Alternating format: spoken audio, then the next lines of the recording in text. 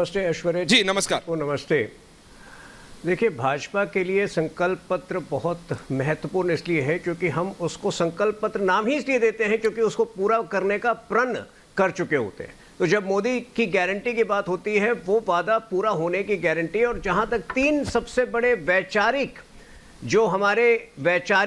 मुद्दे थे जो पिछले 20 वर्षों से आ रहे थे, आप देखिए कितनी बड़ी उपलब्धि है। पिछले 5 वर्षों में वो तीनों जो है पूरे हुए हैं, उनकी पूर्ति हुई है। आर्टिकल 370 का एब्रोगेशन, सीएए और राम मंदिर का निर्माण। तो आप समझ सकते हैं इससे कि हमारे लिए संकल्प पत्र की क्या मान्यता है। साथ ही इंफ्रास्ट्रक्चर का निर्माण जितने भव्य स्तर पर हुआ है, 25 करोड़ लोगों को गरीबी रेखा से बाहर निकाला गया है। और अब पहली बार किसी पार्टी ने, किसी प्रधानमंत्री ने इस देश को अगले 23 वर्षों का, 23.5 वर्षों का विकसित भारत का 2047 का लक्ष्य दिया है। तो आप समझ सकते हैं कि हमारे लिए ये बहुत ही, जिसको कहते हैं, सेक्रेड डॉक्यूमेंट है।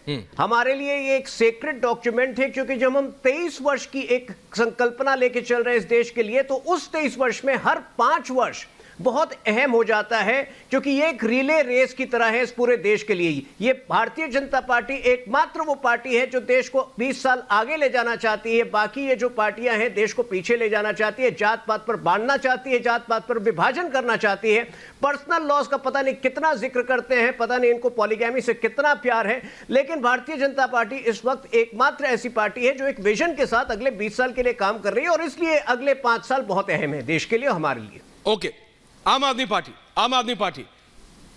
पार्टी आपसे बहुत इंटरेस्टेड हूं मैं। ग्राफिक चेंज, क्योंकि अब बात आम आदमी पार्टी की हो रही है। अगर संजीव झा बोलेंगे और आप बीजेपी का चलाएंगे तो कैसे चलेगा शर्मा जी, परेशान हो जाएंगे वो। हाँ संजीव झा जी, अब जरा मेरे को बताइए, फ्री बिजली पानी की बात हुई थी, आपके मुख्यमंत्री फ्री दारू के चक्कर में जेल के अंदर है। आपके लिए मैनिफेस्टो कितना महत्वपूर्ण है संजीव झा जी? देखिए, आपने बिल्कुल सही कहा कि देश में एकमात्र ऐसी पार्टी और एकमात्र ऐसी सरकार जिसने जो वादे किए, एक एक वादे पूरा किए। हमारे लिए हमारा मैनिफेस्टो, हमारे लिए गीता है, हमारे लिए रामायण है, हमारे लिए संविधान है। हमने कहा था बिजली फ्री देंगे, हमने बिजली फ्री दी। हमने कहा था पानी फ्री देंगे, हमने पानी फ्री दिया। हमने कहा था कि अच्छी शिक्षा देंगे, अच्छे स्वास्थ्य की सुविधा देंगे। दिल्ली की जनता कह रही है बहुत अच्छी सुविधा मिली। हमने जो वादे किए उसको पूरा किया। और अरविंद जी कहते थे कि ये हमारी घोषणा नहीं, हमारी गारंटी है। हालांकि उस गारंटी की बात आजकल मोदी जी भी कर रहे हैं, लेकिन मोदी जी की गारंटी और चाइनीज सामान की गारंटी दोनों बात बराबर ही है, दोनों कभी टिकता नहीं है। तीसरी बात आप ये कह रहे हैं, बिल्कुल ठीक कहा आपने कि हमने फ्री शिक्षा दी, फ्री स्वास्थ्य की सुविधा दी, लेकिन एक सो कॉल घोटाले की बात की गई और उस घोटाले की जांच करने के में आम आदमी पार्टी की उस उम्मीदों को खत्म करने की साजिश की गई। ये भ्रष्टाचार की जांच नहीं हो रही थी। भ्रष्टाचार की जांच होती तो हम तो लगातार पूछ रहे थे कि भाई पी सरचंद रेड्डी से आपने 60 करोड़ रुपए क्यों लिए, और ईडी को हमने कहा कि मनी ट्रेल उधर है, जाकर जांच करो। ना तो वो जांच हुई, ना भारतीय जनता पार्टी किसी नेता ने बताया। तो भ्रष्टाचार बात यहाँ करते थे, दिख गई वहां और इलेक्ट्रल बॉन्ड के जरिए साबित हो गया। लेकिन एक बात आप समझिए कि आज अब अरविंद केजरीवाल जी इतनी, चाहे शिक्षा की बात हो, स्वास्थ्य की बात हो, तमाम तरह की सुविधाओं की बात हो, वो दिए, परिणाम क्या हुआ, उनको जेल में भेज दिया। और आज हालात ये है कि अरविंद केजरीवाल जी की पत्नी अगर जेल में जाकर मिलने का समय मांग रही, उनको मिलने का समय नहीं दिया जा रहा है। क्या कह रहे हैं, क्या गलती थी अरविंद केजरीवाल? यही तो देश को एक उम्मीद दिखाया, देश को ये बताया कि अच्छी शिक्षा अंतिम व्यक्ति को मिल सकता है, अच्छे स्वास्थ्य की सुविधा अंतिम व्यक्ति। देखिए अब आप देखिए, तो आप वो चीज कोर्ट में, आतंकवादी जैसे जेल में, देखिए अब वो चीज कोर्ट में है, अब वो चीज कोर्ट में है। तो अब मैं आपसे पूछ रहा हूं, कोर्ट में बिल्कुल आपने वादा किया था फ्री पानी और फ्री बिजली का, लेकिन क्या आपके मैनिफेस्टो में फ्री शराब का भी था क्या वादा? नहीं ना। शराब की पेटी पे शराब फ्री क्यों हुई? नहीं तो कहां? बीजेपी तो यही बोलती है, फ्री पानी की बात की थी, फ्री शराब पे पहुंच गए आप।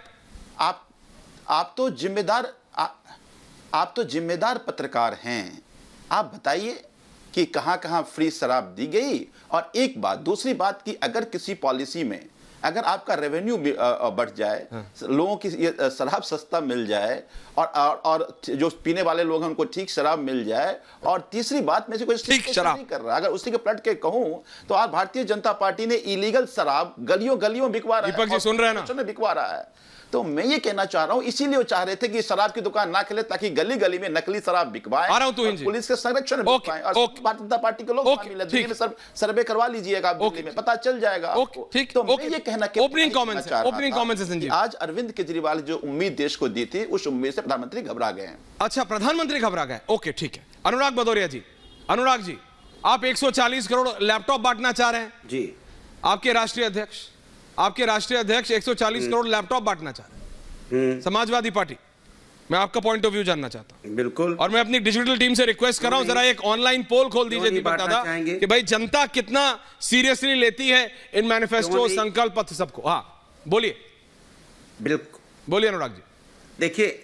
देखिए भारतीय जनता पार्टी की हालत यह है कि कह रहे हैं कि 10 साल का तो हिसाब दे नहीं पा रहे हैं। अच्छा, 23 साल का भी हमने तैयार कर लिया है। अरे प्रभु, पहले 10 साल का दे दो ना, आपने देश को कहां ले गए हो? उसका मैनिफेस्टो आपको क्या बनाना है, 2024 में जनता के लिए क्या लेके आना, मैनिफेस्टो अब तक नहीं ले पाए। अपना घोषणा पत्र अभी तक नहीं बना पाए। 3-4 दिन अब इलेक्शन के बचे हैं। अरे यार, इतनी बड़ी पार्टी, कहते हो सबसे बड़ी पार्टी, और घोषणा पत्र अभी तक नहीं ले पाए। तो आपको पहले लाके जनता को बताना चाहिए था ना, लेकिन आप लाओगे कहां से? क्या बताओगे? इसके पहले भी तो आपने बहुत कुछ बोला था, किसानों को लेके बोला था किसान खुशहाल हो जाएगा, किसान की इनकम दोगुनी हो जाएगी, चिल्ला चिल्ला के। ये जो किसान है ना, ये देश की आत्मा है। ये जो किसान है ना, ये देश की धड़कन है, ये अन्नदाता है। बाद में अन्नदाता बेचारा पैदल बैठ गया रोड पे, भैया हमें दे दो, हमारा हक दे दो मुझे। 1 साल तक बैठा रहा, ध्यान नहीं आया वो अन्नदाता का। तो कहां से लाओगे? ये जो हमारा युवा है ना, ये बेरोजगारी से जूझ रहा है। 70 साल से बेरोजगारी से जूझ रहा है। अब युवा कह रहा है हम तो बेरोजगारी से आत्महत्या कर रहे हैं, मजबूर हैं, हमको तो रोजगार मिला नहीं है। अगर सर्वे करके देख लो, ILO की रिपोर्ट आई है सर, 83% युवा देश में बेरोजगार है।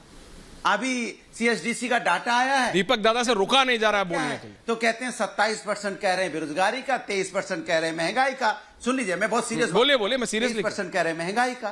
तो आप इनका मुद्दा ही नहीं समझते। मैं महंगाई की बात करते, बहुत हुई महंगाई की बार। आज इस बार फलाने की सरकार, फलाने की नहीं, मोदी की सरकार, उसका महंगाई का मां तक नहीं बोल रहे कोई भाषण में। क्या डीजल पेट्रोल की हालत है? क्या दूध बिकता था 30, 35, 60 हो गया। आप जी सुन रहे हैं ना, you would have to answer this। ये हालत, महंगाई से लोग परेशान, कोई इस पे बात नहीं करे। हम 23 साल आगे का बना रहे हैं। देशवासियों, 1947 के लिए हम देश को तैयार कर रहे हैं, 2047 के लिए देश को तैयार कर रहे हैं। अरे भैया, 2047 बाद में करना, पहले हमारे कल के लिए हमारी जो महंगाई बढ़ी है वो तो कम कर दो ना। ओके, ठीक, नहीं पाए, अरे जीने तो दो। ओके, यहाँ बेरोजगार अगर आत्महत्या करेगा, क्विक काउंटर तू दीपक दादा आ रहा हूँ, भाटिया जी आ रहा हूँ, रेणु जी आ रहा हूँ, क्विक काउंटर को जवाब देना चाहता हूँ। देखिए दादा, ये एक फर्क है, दोनों को जवाब कैमरे के इस तरफ से उस तरफ जाने में थोड़ा वेट करना पड़ता है, समाजवादी पार्टी को भी। Thank you. तू इन सुना, क्विक काउंटर।